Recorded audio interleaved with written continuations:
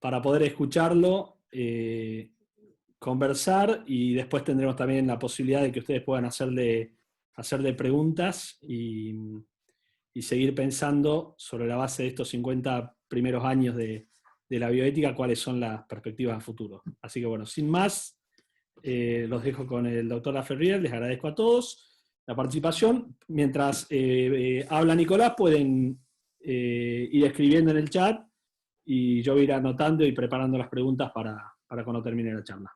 Bueno, adelante Nicolás, muchas gracias. Bueno, gracias Alejandro. Bueno, un gusto estar con todos aquí.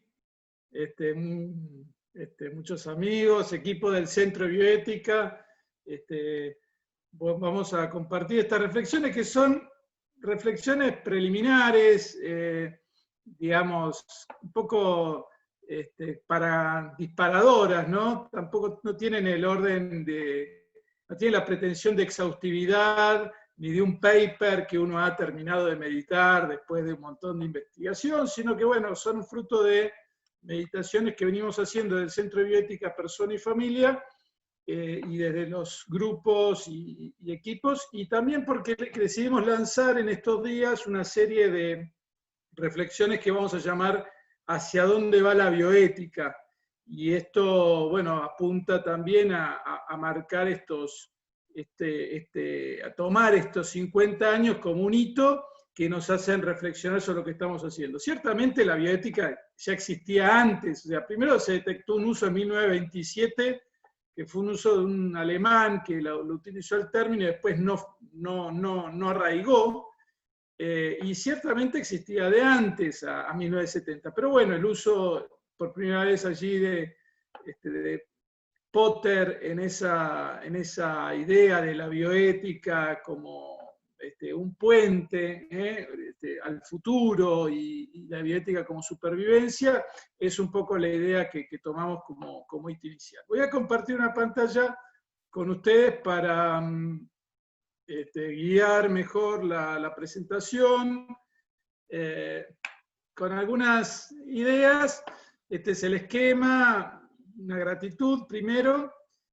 Bueno, un título que le puse un nombre consolidado, un significado disputado de la bioética, el problema de la interdisciplinariedad, los ámbitos de la bioética, los principios de la bioética, algunas cuestiones problemáticas mínimas, obviamente, no, imagínense que en el ratito que vamos a compartir no voy a extenderme mucho, y una agenda de temas para futuro. ¿Tá? Vuelvo a decir, esto es absolutamente preliminar, tentativo, emborrador, como para un diálogo. A eso apunta este encuentro. Bueno, quisiera comenzar con la gratitud. Hoy nos enteramos del fallecimiento de la querida profesora Maricel Donadío, a quien la vemos aquí, junto con otros dos, bueno, obviamente el cardenal Sgreccia, referente mundial de la bioética personalista, y el querido doctor también Hugo Viglio.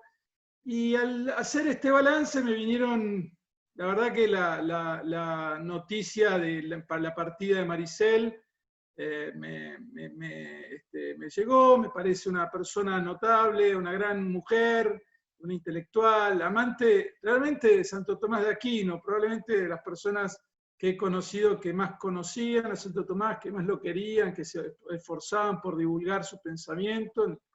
Y la verdad es que yo no soy filósofo, ni entiendo demasiado a los filósofos. Allí están ellos con su capacidad de ir a las cosas primeras, a las causas primeras, pero realmente quería empezar con un homenaje a ella por todo lo que dio a la bioética en Argentina, y bueno, obviamente también recordando al doctor Oviglio y al cardenal Sgreccia, que ya no están con nosotros. Y esto de alguna manera se entronca con esta idea de gratitud, porque quienes estamos hoy haciendo bioética también se lo debemos a mucha gente que empezó esto mucho tiempo antes que nosotros y fue abriendo caminos y abriendo reflexiones, y uno quizás hoy profundiza muchos temas y permite, además con internet y con el acceso a fuentes que hoy tenemos y con la posibilidad de contactos, nos maravillamos, pero realmente esta gente realmente abrió caminos para nosotros, así como muchos otros, ¿no? Esto simplemente puse 3 personas que ya no están aquí con nosotros, esperamos que estén junto al Señor, y hacemos oración, especialmente con fe en la resurrección, que es nuestra esperanza, por estos tres grandes pensadores de la bioética. Y bueno, si uno piensa que este término se acuñó por primera vez en 1970, realmente lo primero que viene es que se consolida, ¿no? Si pensemos que hay institutos, centros, comités de bioética, carreras de posgrado, cátedras universitarias, cátedras en las carreras, revistas, congresos, libros. Realmente es impresionante que un término nuevo, que justamente nace en un contexto muy relativista, ¿no? Un contexto donde uno podía decir que la reflexión ética se retiraba, cómo se consolidó, ¿no? Es decir, no, fíjense que yo les decía que también se había usado en 1927, pero en 1927 no arraigó. Algo estaba pasando en 1970 en ese contexto cultural como para que surja este término y digamos, y sea bien recibido y se consolide, ¿no? A lo largo de estos años, nuestra expresión de gratitud, sobre todo, tiene que ver con, creo que este término ayudó a la defensa de la dignidad de la persona humana, digamos.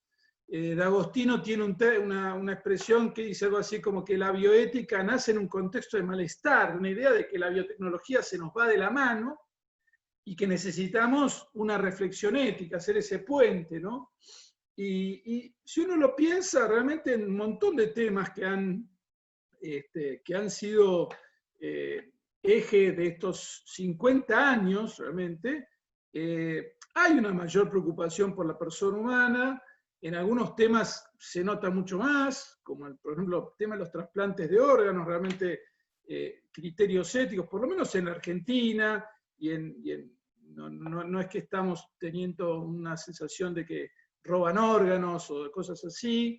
En relación a la investigación en seres humanos, recordemos los escándalos que atravesaron en el mundo estos temas, por supuesto con algunas reservas. Hoy tenemos todavía toda una discusión en el inicio de la vida, la utilización de embriones para investigación, como problemas de gran actualidad que siguen estando allí, ¿no? Y entonces, en este sentido,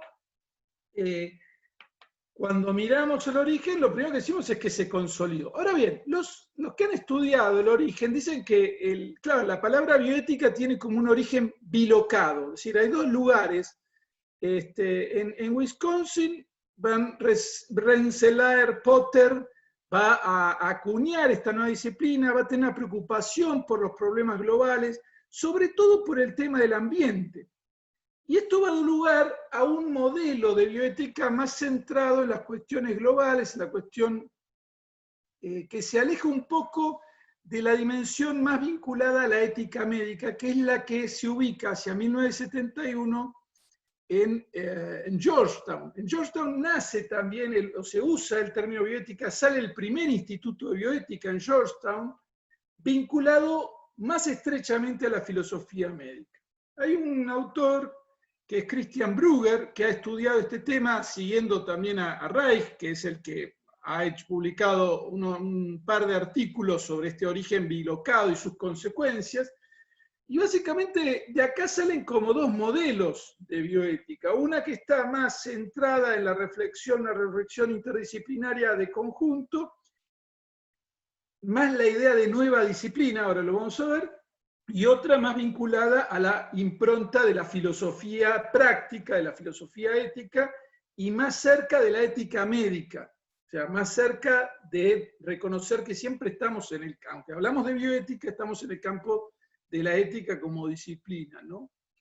Y este origen bilocado entonces da lugar a una cierta tensión que aún hoy nosotros advertimos, digamos, que es entre una idea de que, bueno, la bioética como un conjunto de una nueva disciplina que amalgama en una especie de híbrido a todas estas otras disciplinas sin que haya demasiado orden jerárquico, sin que haya demasiada claridad sobre hacia dónde apunta esa disciplina, ¿no? Y a veces con el peligro de que quede en algo puramente descriptivo.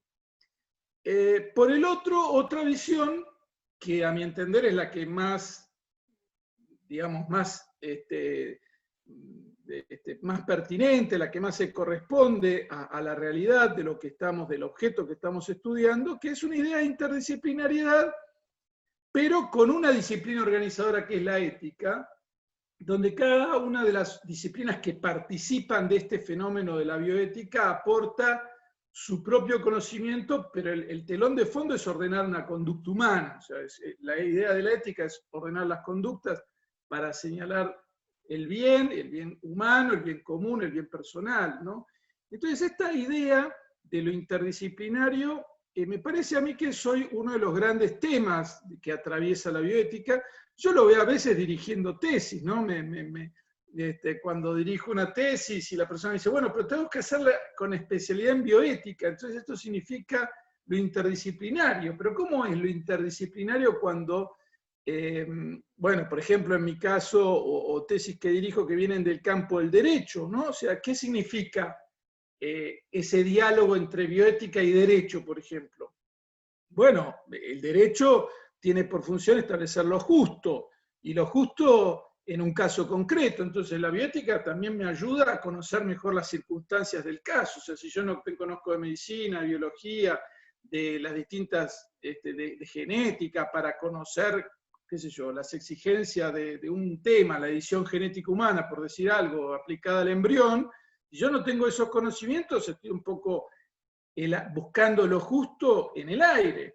Y a su vez, el derecho también se subordina, tiene una subalternación con relación a la ética, a la moral, que le señala los fines, que le señala un poco hacia dónde está el bien humano. Entonces, esta necesidad de lo interdisciplinario me parece que es una de las grandes novedades de la bioética, porque hoy pocos ámbitos tienen este espíritu tan interdisciplinario como el de la bioética, y a su vez también es su talón de Aquiles, porque acá puede haber tal grado de confusión que pierda su objetivo, que pierda su sentido, que era justamente esta idea de orientar la conducta humana, ¿no?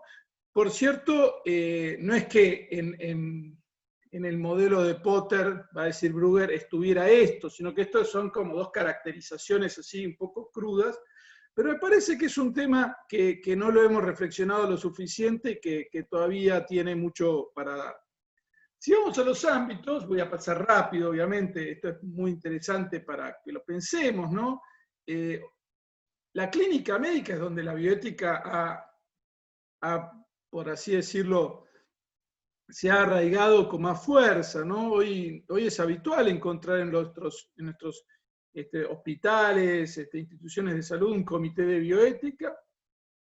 El otro día hablaba tenía una reunión con alguien de Chile que me decía que le parecía que a veces los comités estaban un poco lejanos de la realidad. Yo entiendo, no soy experto, pero me parece que hay que se han arraigado, o sea, que están presentes. Tienen a su vez una función acotada, una función consultiva, lo cual también hace a que se puedan ir constituyendo como una autoridad de largo plazo, o sea, una autoridad mejor dicho, como una institución que construye su autoridad sobre la base del prestigio y de la seriedad de su tarea. Claro, al interior de estos comités se han dado diálogos, a veces predomina generalmente la bioética principialista, la idea de, bueno, los principios de la bioética anglosajona son como el gold standard, pareciera que son el único estándar con el que se usa bioética a veces. En nuestro país me parece que la tarea que ha hecho el Instituto de Bioética de la UCA y junto con otros institutos de todo el país, gente, bueno, por todo el país, aquí hay muchos de ellos, me parece que han contribuido a una presencia de la bioética personalista en los comités de bioética de los hospitales muy fuertes, ¿no? Y creo que eso es un ámbito donde la bioética sigue presente. Por supuesto, no exenta de tensiones, de problemas, como bien sabemos, con los temas más álgidos, ¿no? La investigación en seres humanos es otro ámbito donde la bioética realmente se instala hoy. Un comité de ética en investigación tiene potestad aún para suspender un estudio, tiene un montón de atribuciones, tiene un montón de responsabilidades. Ser miembro de un comité de ética en la investigación es una responsabilidad enorme. Vaya si lo sabremos ahora con todo este tema del coronavirus y las investigaciones, la necesidad de que esos comités estén interviniendo para cuidar a la persona humana. Es uno de los ámbitos donde se dieron experimentos realmente muy graves en la segunda mitad del siglo XX que nos horrorizaron y que dieron lugar a esta idea de que necesitamos una presencia ética, ¿no? A veces esa es una presencia quizás demasiado formalista, demasiado procedimentalista, podemos discutirlo, pero indudablemente que en investigaciones de seres humanos hay una presencia de la bioética. En el campo del derecho se ha dado un debate bioético. Pensemos en Francia, en este momento está reformando las leyes de la bioética, que cada 5 años revisan. Este tema ha dado lugar a debates en todo el mundo. Por momentos hoy se ha pasado más el campo de lo legislativo hacia lo judicial, con la preponderancia de los jueces como grandes actores de un sistema más de derechos humanos. Me parece que eso es un empobrecimiento. Me parece que corremos el riesgo muy serio de un positivismo judicial en materia de bioética, así como en otro momento el debate era el positivismo legalista. Quizás hoy asistimos a un cierto positivismo judicial. En el ámbito americano tenemos el fallo Artavia-Murillo, donde la Corte Interamericana de la nada dice que la palabra concepción equivale a implantación y que el embrión no es persona, cuando había una norma expresa que decía que la vida estaba protegida a la concepción.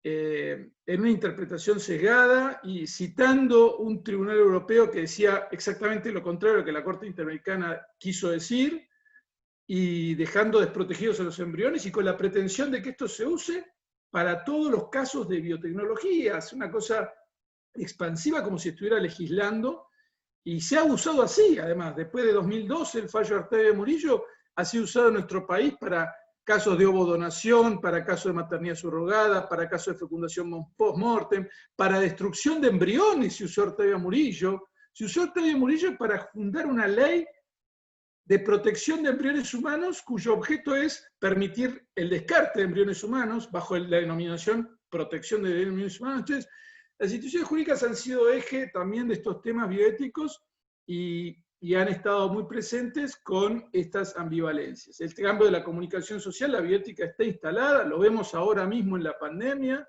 la importancia de la reflexión bioética,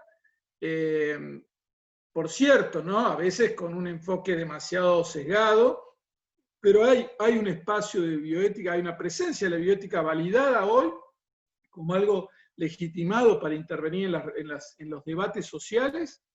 En los debates académicos ya se menciona los centros, institutos, revistas, congresos, cátedras, carreras que realmente han creado un montón de conocimiento en este campo.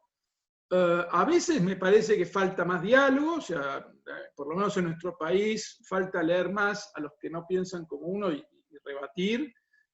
Por lo menos eso se extraña. La educación ha tenido una presencia quizás más a través del campo de la educación sexual que de la bioética como tal. Sin embargo, son debates más básicos, más centrados en algunos temas muy básicos, pero bueno, también hay un ámbito educativo y finalmente la cuestión ambiental, con la presencia de la bioética también ya de sus orígenes, pero me parece que menos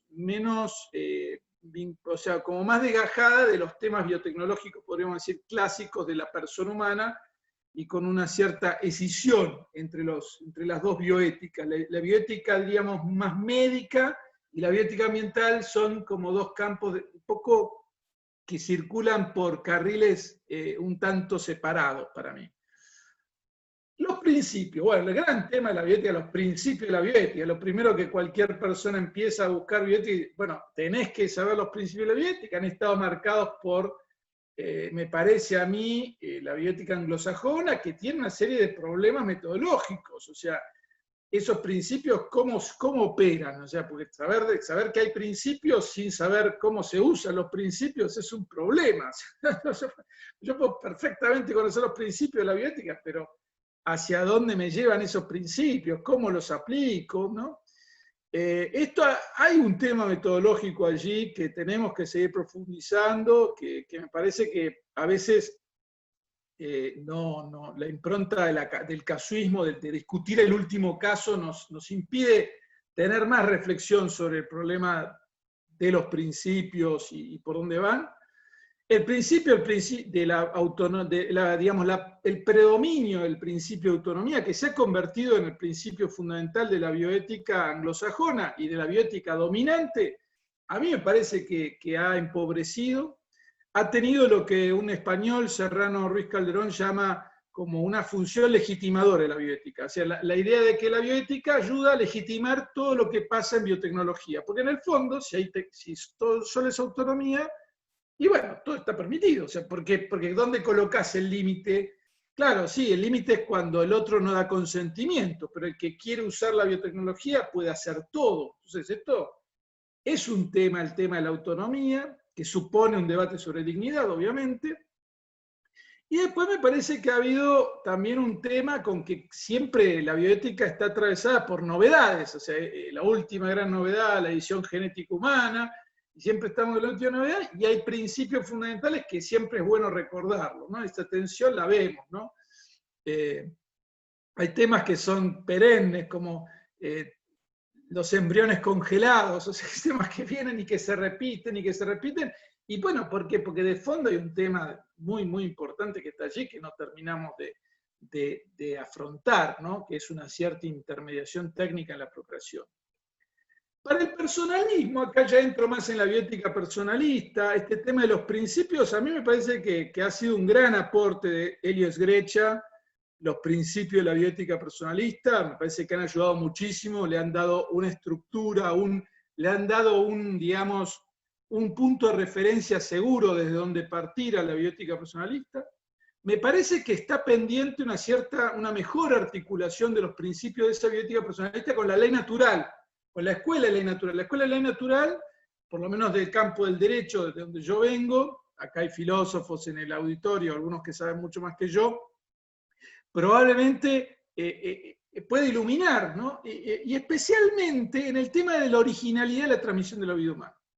Y acá específicamente me detengo un segundo en la bioética católica y quisiera recordar que para el cardenal Ratzinger, después Papa Benedicto XVI, la bioética católica parte de dos grandes principios que se desprenden de la dignidad. El principio de respeto de la vida física y el respeto de la originalidad de la transmisión de la vida humana, que tiene que ver, en mi lectura, con lo que en Santo Tomás sería la inclinación a transmitir la vida. Porque recordemos que las inclinaciones propias de la ley natural, o mejor dicho, las inclinaciones del ser humano que constituyen los contenidos básicos de la ley natural, son tres en Santo Tomás. El cuidar la vida, que sería el no matar, el transmitir la vida, que incluye cómo se transmite la vida, y el educar a los hijos, y ahí viene todo el derecho de los padres a educar a sus hijos.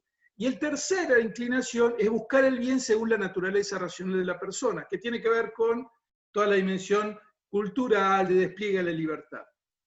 Estas tres inclinaciones, a mi entender, resuelven mejor el problema de la procreación.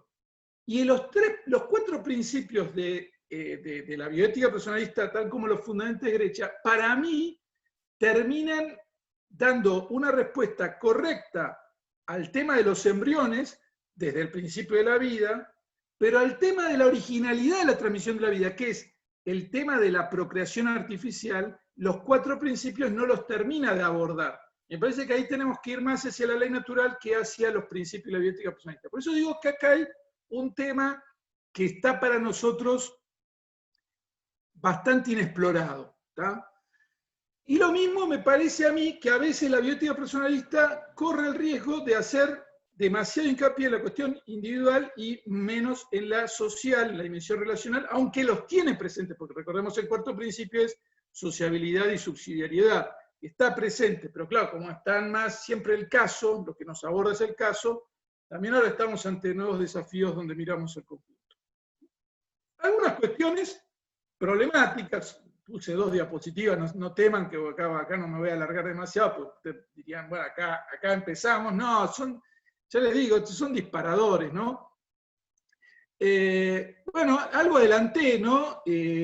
La fuerte impronta para Potter, la cuestión era también una cuestión global, la cuestión del ambiente, estaba muy fuerte esta idea del puente, y sin embargo me parece que a lo largo de los años nuestros debates bióticos a veces están muy en la casuística, ¿no? O sea, bueno, el último caso de maternidad subrogada donde ahora alquila un vientre en Ucrania, pero el embrión vino desde Tanzania y después va a terminar, y siempre estamos discutiendo una novedad y perdemos de vista la dimensión social. Fíjense que esta pandemia nos volvió a colocar ante esa dimensión de lo social, ante la dimensión de lo común, ¿no? Y muy fuertemente, con el caso más evidente en la cuestión esta de la última cama, ¿no?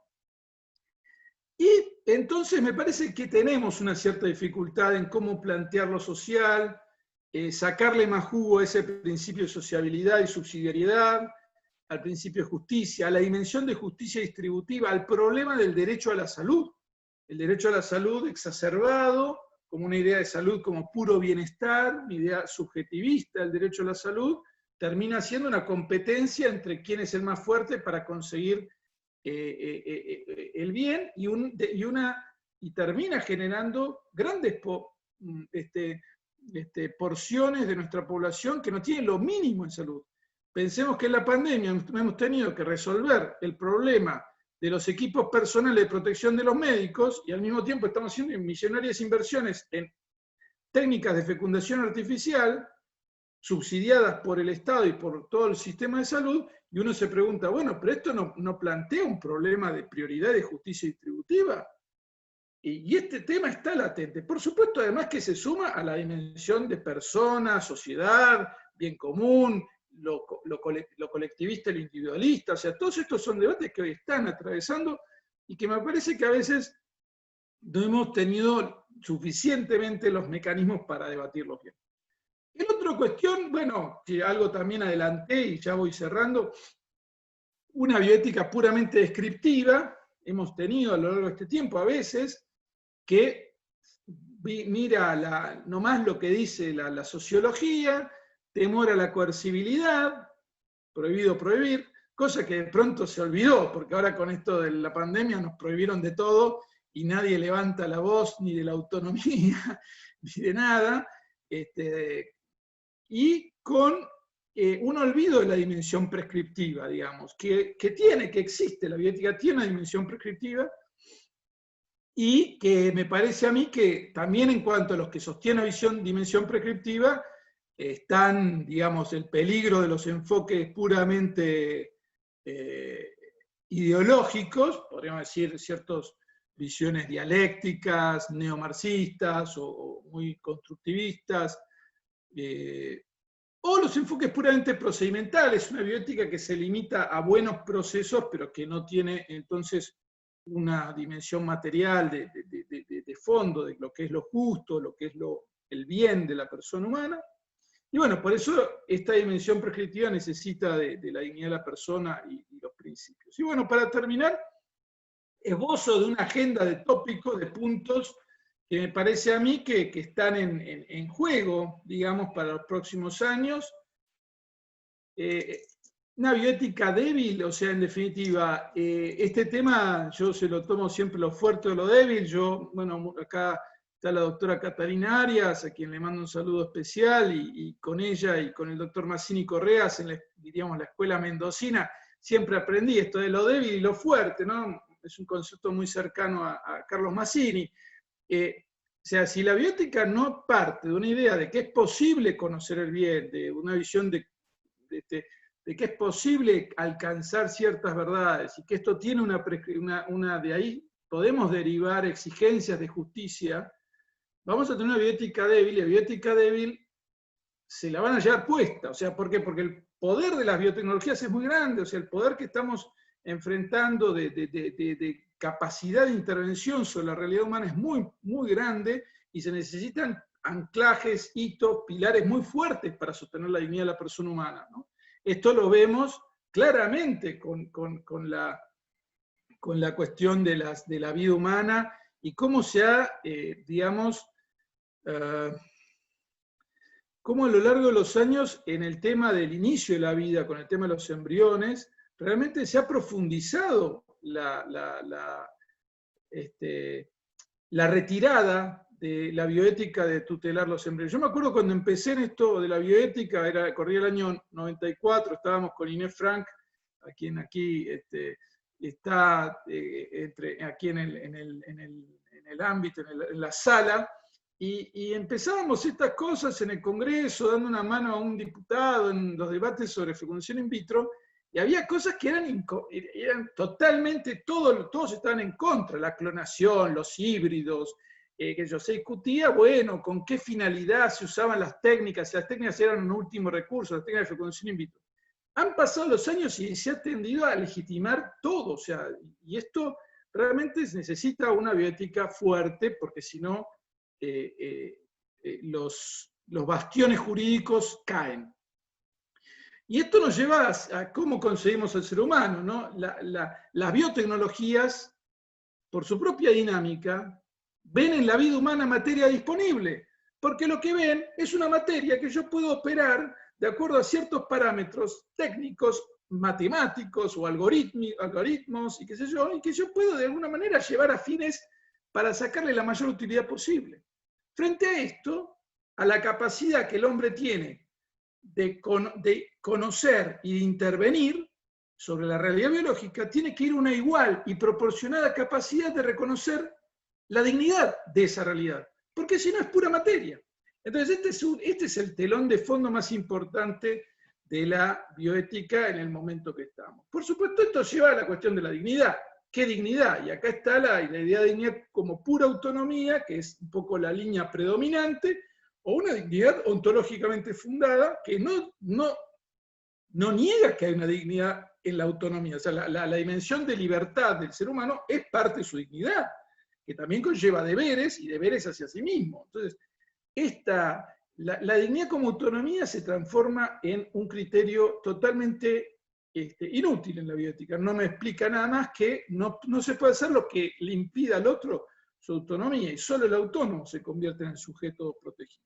El tema de procrear ya lo adelanté. Me parece que a la bioética ha dado demasiado por asumido que la intermediación técnica en la procreación siempre es posible y tiene que ser admitida en todos los casos. Me parece que sigue estando allí la pregunta, ¿qué es procrear? ¿Qué es traer una vida al mundo? ¿Es crear un cuerpo?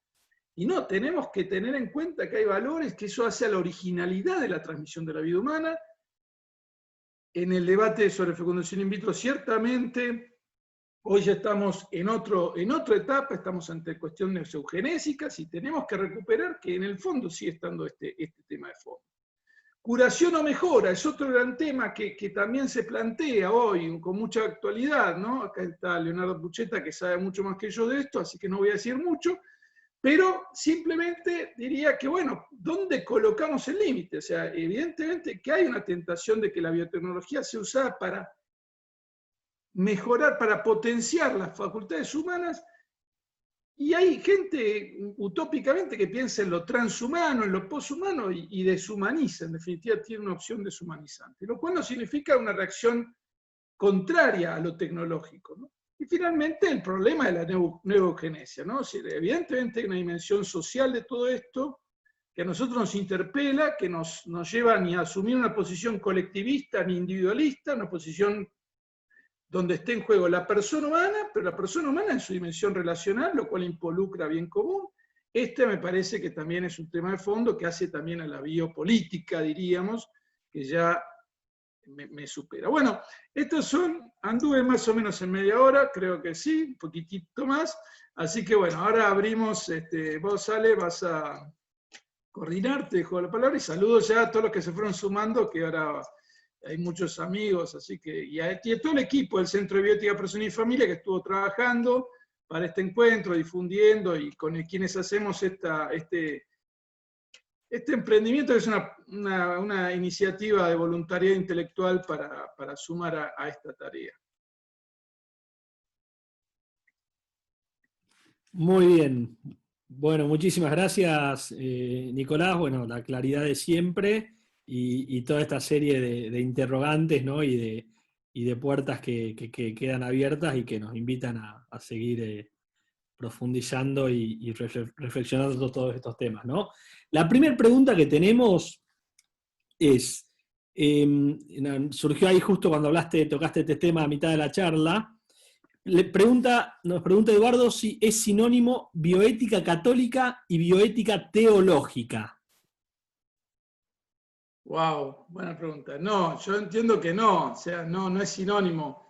Yo quise decir bioética católica, entiendo yo que es aquella que funde sus principios en las enseñanzas de la doctrina de la Iglesia, que tiene, por cierto, un muy rico magisterio, desde, bueno, la tradición, en primer lugar, digamos, de siglos, y en lo más inmediato lo que siempre Rubén Revelo llama el corpus vitae, es decir, Humanae Vitae, Donum Vitae, Evangelium Vitae, los documentos propios de la Iglesia Católica. Entiendo que dentro de la teología hay una teología católica, una teología cristiana no católica, teologías de distintas, o sea, la ciencia teológica no es únicamente católica.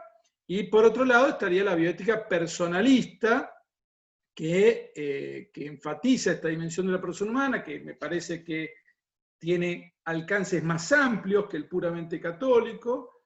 Yo lo mencioné porque me parece que a lo largo de la historia de la Iglesia Católica, y especialmente de la bioética, la Iglesia Católica ha sido una contribuyente fundamental, ¿no? Sus documentos siempre han tenido un impacto grande, lo siguen teniendo, aún el Papa Francisco con Laudato Si sigue siendo un interlocutor muy válido de todo lo que pasa a nivel global, pero indudablemente que también nace una bioética personalista que amplía sus horizontes más allá de la bioética católica y que entra en diálogo con otras corrientes. Acá Alejandro Williams lo puede explicar mejor que yo, porque él lo está estudiando más, pero en todo caso hay personalismos, hay varios personalismos, yo no soy filósofo, que también exceden, ¿no? Pero sí es verdad que, bueno, que por ejemplo en mi caso específico, ¿no? Yo soy católico, doy clases en la Universidad Católica, y he escrito mucho también sobre la reflexión que la Iglesia Católica realiza sobre temas de bioética. Yo simplemente cuando mencioné lo de Dignitas Personae, lo de Ratzinger, en realidad Ratzinger lo hace en un discurso de enero de 2008 a la Congregación para la Doctrina de la Fe, que en ese momento estaba escribiendo una posible actualización del documento Donum Vitae. Donum Vitae es el documento de la Iglesia Católica del año 87 sobre fecundación in vitro. Habían pasado ya 20 años, había una expectativa de que se actualice, había nuevos temas, y sale entonces Dignitas Personae, que sale en el 2008. Cuando en enero de ese año Ratzinger reúne a la Congregación para la Doctrina de la Fe para explicarle o para dar su discurso anual, le señala esos dos grandes principios: respeto a la vida, respeto a la originalidad de la transmisión de la vida. Y de alguna manera estos iluminan Dignitas Personae. Pero esos dos principios ya estaban en Donum Vitae, y de alguna manera también estaban en Humanae Vitae. Por eso hay como una gran continuidad en eso del pensamiento de la Iglesia Católica. Ahora, esos mismos, el hecho de que los diga la Iglesia Católica, no significa que yo, por ejemplo, que soy abogado, no pueda sostener que de la ley natural, ya saco por un segundo la fe, de la ley natural no se pueda desprender que por esa inclinación que tiene el ser humano a transmitir la vida humana, hay unas exigencias de justicia vinculadas con cómo se transmite la vida humana y que hace falta profundizarlas. Y ahí ya me estoy ubicando en una dimensión, diríamos, biojurídica, puramente de ius naturalista, podríamos decir, donde no estoy invocando un principio católico. ¿Está bien? Yo creo que esas distinciones son importantes, y que también está bueno tener la libertad de poder decirlas, o sea, que yo pueda también hablar de que la bioética, porque algunos sectores en estos años han acusado a los católicos, ha habido estudios, ha habido tesis de doctorado sobre esto, que han dicho, bueno, los católicos a veces usan la bioética para enmascarar como caballo de Troya, para llevar sus pretensiones. Bueno, no, en realidad los católicos usan la bioética como los católicos hablan de derecho laboral. Pero cuando un católico habla de derecho laboral, no está enmascarando su protección del trabajador, está usando el derecho laboral. Cuando un católico va a hablar de bioética, está llevando los principios de ley natural que corresponden a ese campo del saber, como hay principios de ley natural vinculados con la propiedad, y nadie dice, usted está usando su identidad para ser, usted es un laboralista que encubre. O sea, que esto es una sospecha que no tiene fundamento, digamos. Lo que no significa que uno no tenga que dar razones, no, digamos, desde la ley natural de por qué sostiene algunas cosas, por supuesto. Yo soy profesor también en la Universidad de Buenos Aires, donde, bueno, doy razones de mis posturas y las hablo abiertamente y tengo interesantes debates. Seguramente acá en el auditorio hay gente que no es católica y también podemos encontrar puntos donde coincidimos y puntos donde disentimos. Bueno, mirá, Nico, te adelantaste de alguna manera a dos preguntas que estaban un poco relacionadas, pero bueno, que te las menciono para ver si te parece. Yo entiendo que están más o menos respondidas, pero me parece interesante compartirlas. Primero, le agradecemos a Eduardo, que te contesta: comparto que la bioética personalista ontológicamente fundada nos permite a los católicos poder discutir, dialogar, sin que seamos desacreditados desde el principio. Así que bueno, gracias, Eduardo. Ahora, dos preguntas que estaban relacionadas con esto, ¿no? En primer lugar, la pregunta de Iván Dimemo dice: frente a un contexto que relativiza tanto la ética y la antropología, ¿cómo hacemos para generar una bioética de diálogo, de difusión, que intente dar a luz a todos los ámbitos de la sociedad? Esa es primera pregunta. Segunda pregunta: ¿podemos evangelizar la cultura con la bioética personalista? Esto por un lado, es lo que nos comenta Iván. Y relacionado, por eso te lo pregunto en conjunto, nos pregunta Marcela: ¿cómo impulsar la bioética en ámbitos fuertemente ateos?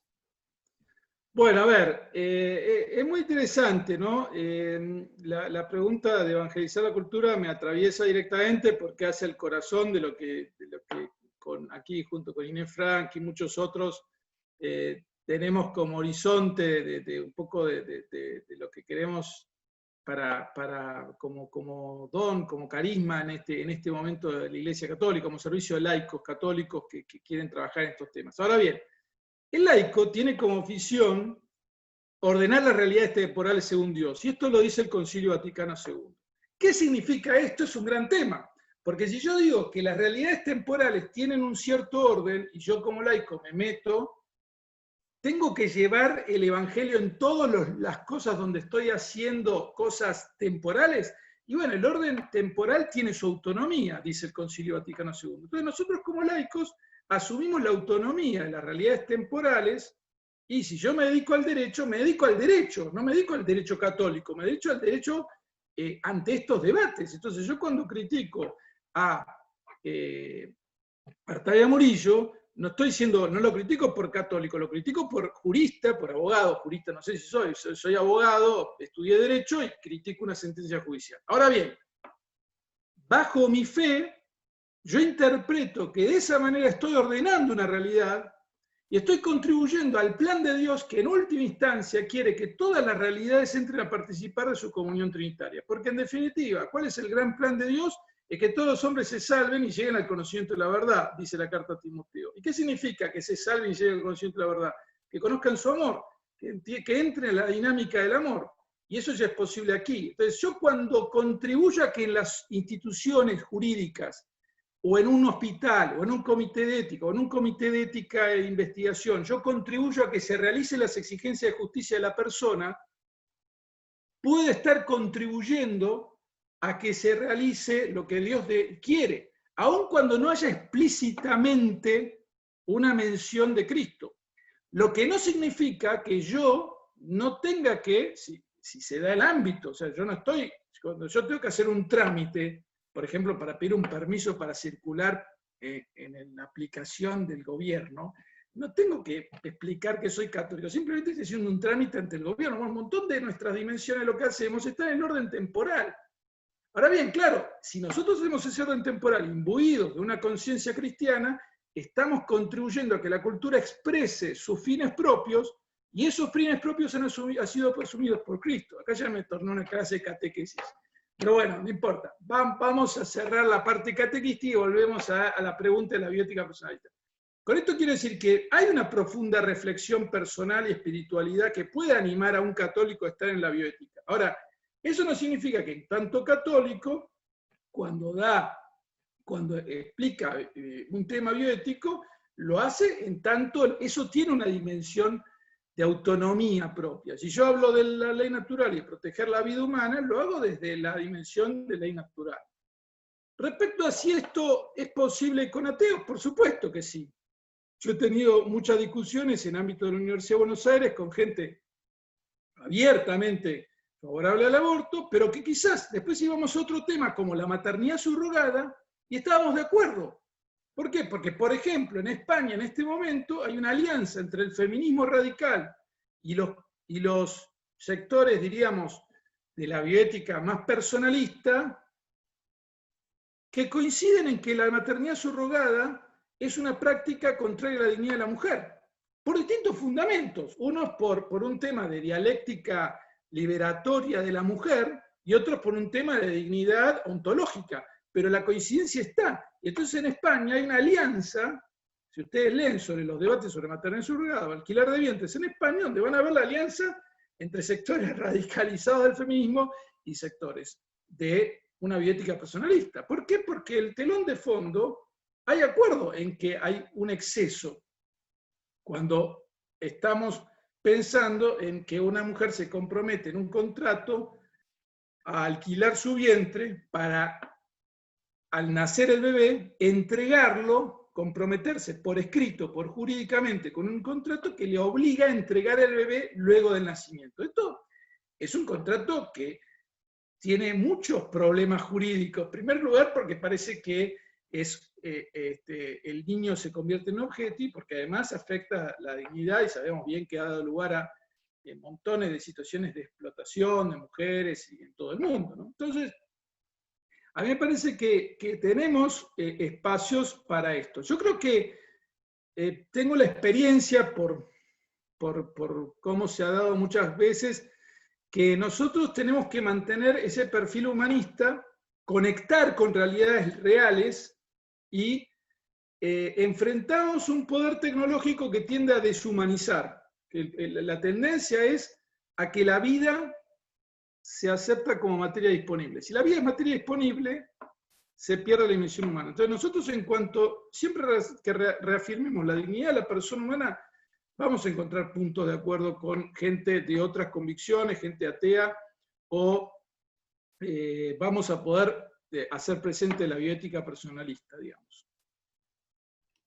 Bien, tenemos dos preguntas más también relacionadas a este tema, y después tenemos otra más que ya va a un tema más concreto, así que como ya arrancamos de lo general, vamos a ir en ese camino de lo general a lo particular. Entonces, por un lado tenemos a Juan Frank con un comentario que a mí me parece muy interesante, ¿no? Y es algo que hemos conversado más de una vez, Nicolás. Dice, me parece importante la idea de un encuentro entre la bioética personalista y el tema de la ley natural. Unos tienden a poner en segundo lugar lo corpóreo y lo biológico, enfocándose en la conciencia y la experiencia, mientras que en los otros la tendencia puede ser a la inversa.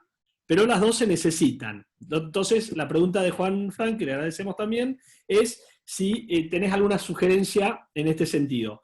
Y Luis Durán nos pregunta si existiría alguna dimensión de la bioética en la cual su fundamento en el derecho natural fuese distinto al enfoque católico.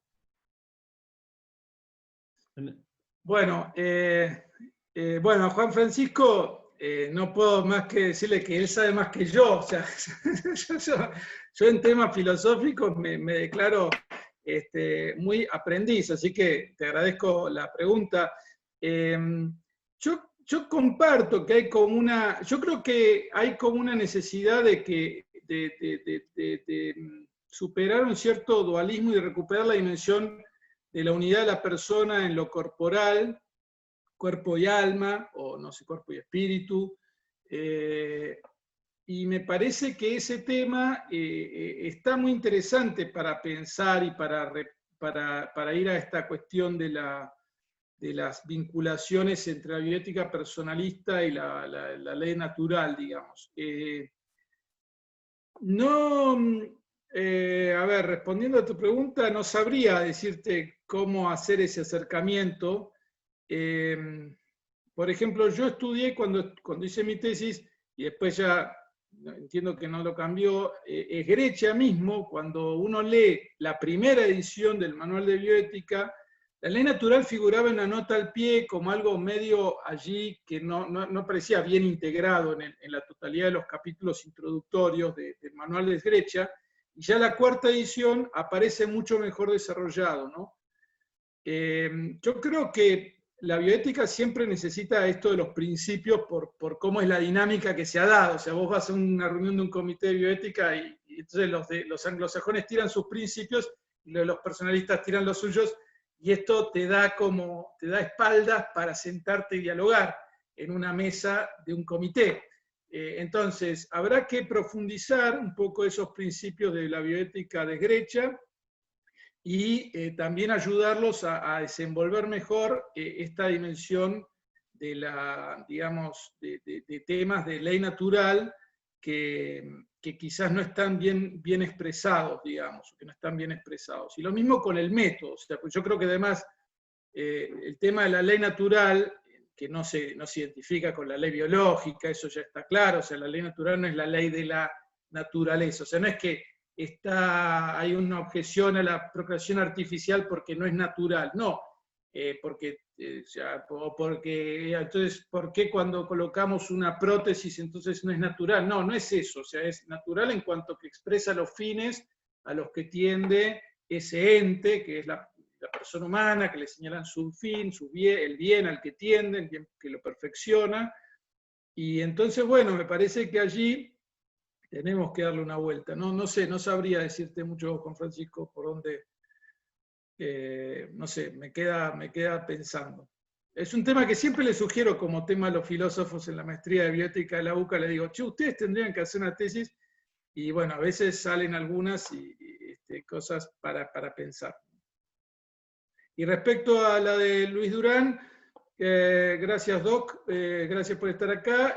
Bueno, yo entiendo que obviamente que la dimensión católica le agrega un horizonte de fe.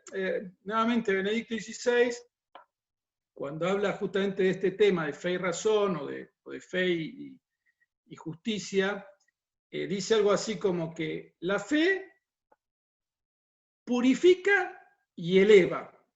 Entonces, la fe ayuda a la razón a entender mejor las exigencias de justicia del aquí y ahora. Y eleva porque le ofrece un horizonte más elevado. Yo si yo tengo por fe, estoy atendiendo a un paciente moribundo, por la razón puedo comprender que tiene derecho a la vida, que ese derecho a la vida también tiene unas exigencias de justicia y de proporcionalidad, y que llegado el caso, un tratamiento puede ser un encarnizamiento terapéutico, pero no lo puedo matar, no puedo hacer eutanasia, todo eso está dentro del orden de la razón, pero la fe me ofrece un horizonte de elevación. Primero me ayuda a purificar a la razón de cualquier sesgo que tenga, o de intereses, o de cosas, ayuda en eso, purificadora.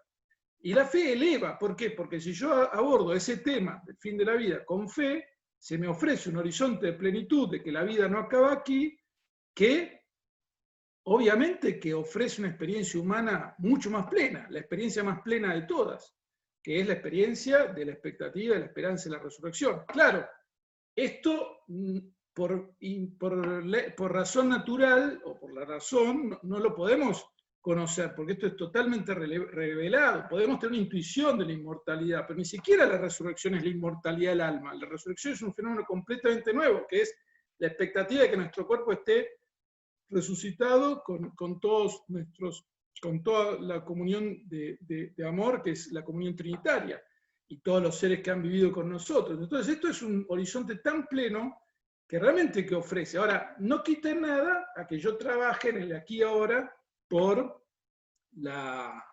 digamos, el campo de la razón. Y en general, la Iglesia siempre ha sostenido que no hay ningún tipo de incompatibilidad entre conocimiento científico, conocimiento filosófico y fe.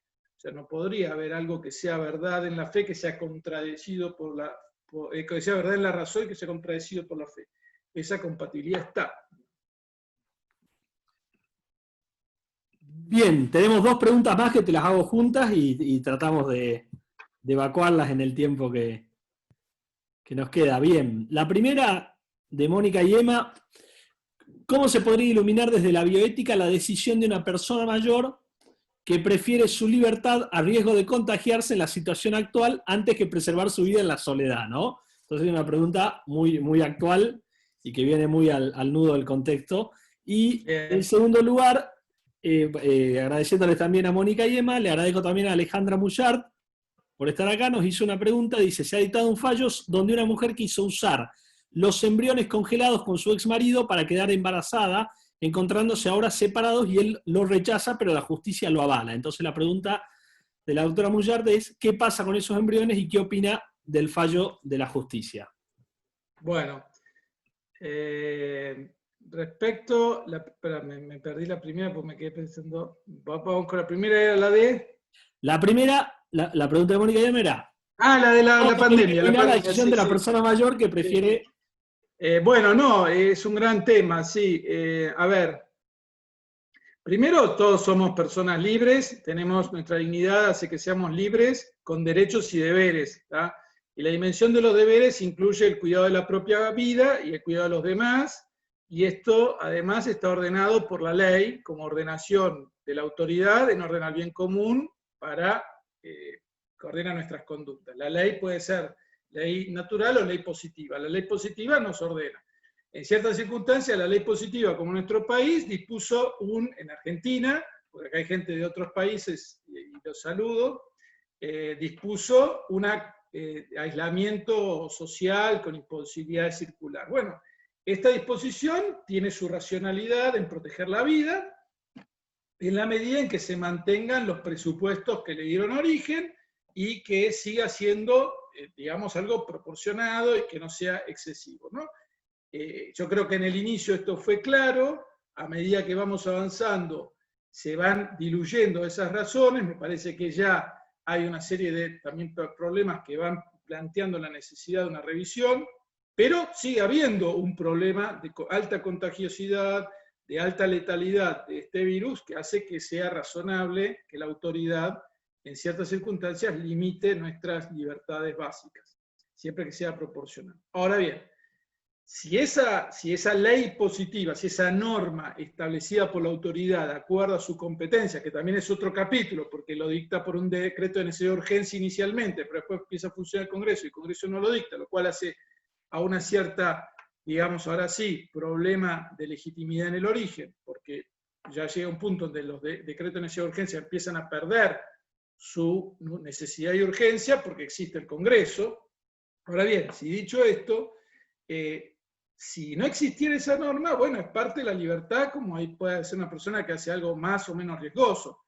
Por supuesto, el suicidio está mal y es una conducta valiosa, obviamente. Ahora, la persona puede hacer algo más o menos riesgoso dentro de su libertad, digamos. No se puede prohibir todas las conductas que son riesgosas, porque eso traería peores bienes, o sea, la ley civil regula ciertas conductas y tolera otras. Bueno, mentir no es un delito civil, no está bien mentir, pero bueno, yo puedo mentir, yo puedo ser más arriesgado o menos arriesgado. Ahora bien, entonces, acá hay un tema de ley civil, de los límites de la ley civil. ¿Hasta qué punto? Bueno, en cierta medida, a mi entender, en el inicio hubo razones como para que sea razonable limitar esas libertades. Me parece que se tendrían que haber tomado más medidas para ponerle un marco a esas intervenciones ya pasado tanto tiempo, porque además tiene un montón de consecuencias económicas y sociales y psicológicas y la salud mental, pero después, fuera del campo civil, las personas son libres para tomar las medidas que correspondan. Por supuesto, yo creo que existen deberes de cuidado, y esos deberes son digamos, podrían llegar a ser exigibles. Depende del ámbito en que estemos hablando y depende de las exigencias de justicia. Después hay otro mecanismo regulador que es la responsabilidad civil, que son los famosos juicios de daños y perjuicios, que es que la persona que hace una acción temeraria, imprudente, negligente, que causa un daño a otro, debe responder. Esto es un principio básico del derecho. Y es una manera de regular nuestras relaciones, porque en definitiva, cuando nosotros obramos de esta manera, estamos pudiendo causar un daño, y nos vamos a tener que hacer responsables de eso. Eso, por supuesto, es el principio básico. Y respecto a la otra pregunta del fallo de los embriones, gracias Alejandra, felicito porque fue hace poco magíster en Derecho Civil, Alejandra, y bueno, a ver, la ley argentina en este momento está a favor de ese señor, o sea, el Código Civil y Comercial, cuando fue sancionado, dispuso que había que renovar el consentimiento antes de la transferencia de los embriones. Esto para mí es una incoherencia de la legislación que a su vez los reconoce como personas. Para mí ese artículo es inconstitucional, ¿tá? Pero existe. Entonces lo que el juez hizo fue aplicar el artículo 562 del Código Civil, 561 y 62, es uno de esos dos. Ahora bien, eso para mí es inconstitucional y es contrario al principio debido a la vida humana, que es el de la vida. ¿Qué alternativas podrían haber dado? Bueno, que avancen. Esto lo había resuelto un fallo del año 2011, había hecho un lugar a una acción así, y fue tal la reacción de que generó que cuando sale la ley de técnica de fecundación artificial, la 26862, en el año 2013, ponen un artículo donde señalan ya este principio de que hay que renovar el consentimiento para los casos de embriones congelados para la transferencia. Y ahí viene entonces este tema, este debate. Entonces ya hubo un fallo judicial que decía, y después la ley lo cambió. Esa ley también contradice las propias normas sobre los padres, la responsabilidad de los padres sobre los hijos comienzan desde la concepción. Entonces, lo que yo le preguntaría al juez, que rechazó, con base en el artículo vigente del Código Civil, sería: señor juez, dígame, para usted, ¿los embriones son cosas o personas? ¿Se aplica el derecho de familia o los derechos reales? Porque si estamos en el campo de derecho de familia, estamos ante hijos. Y si estamos en el campo de los derechos reales, estamos ante cosas. Y entonces usted está sosteniendo que un embrión es una cosa sujeta a la potestad decisoria de condóminos, que serían los padres, que como uno condómino no quiere y el otro sí, no toman decisión sobre el régimen del condominio, digamos. Entonces, un embrión no se rige por el condominio, se rige por la responsabilidad de los padres.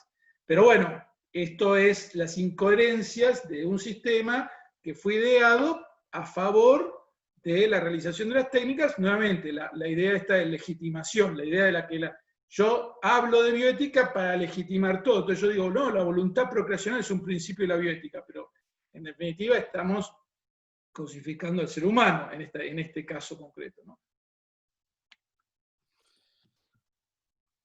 Muy bien, bueno, no tenemos más preguntas, nos pasamos ahí 5 minutos de las 8, pero creo que fue muy interesante. Te traslado también el agradecimiento de Juan y de Alejandra en el chat. Y bueno, agradecerles nuevamente a todos.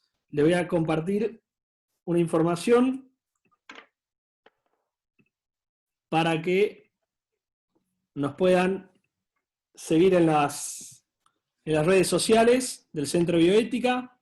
Ahí tienen el Facebook, el Twitter, Instagram, YouTube, la web, y ahí en la web también se pueden inscribir al boletín de bioética para recibir los boletines todos los lunes y jueves, y además anunciarles que está abierta la inscripción para el curso de posgrado Cuestiones Actuales de Bioderecho, que arranca el mes de septiembre, ahí mismo también en la página del centro y también en la página de la UCA tienen toda la información.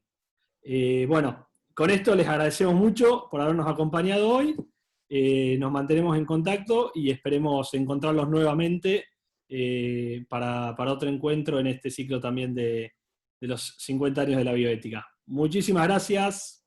Gracias a todos y gracias Alejandro por la coordinación y bueno, a todos los que asistieron por responder a nuestra invitación.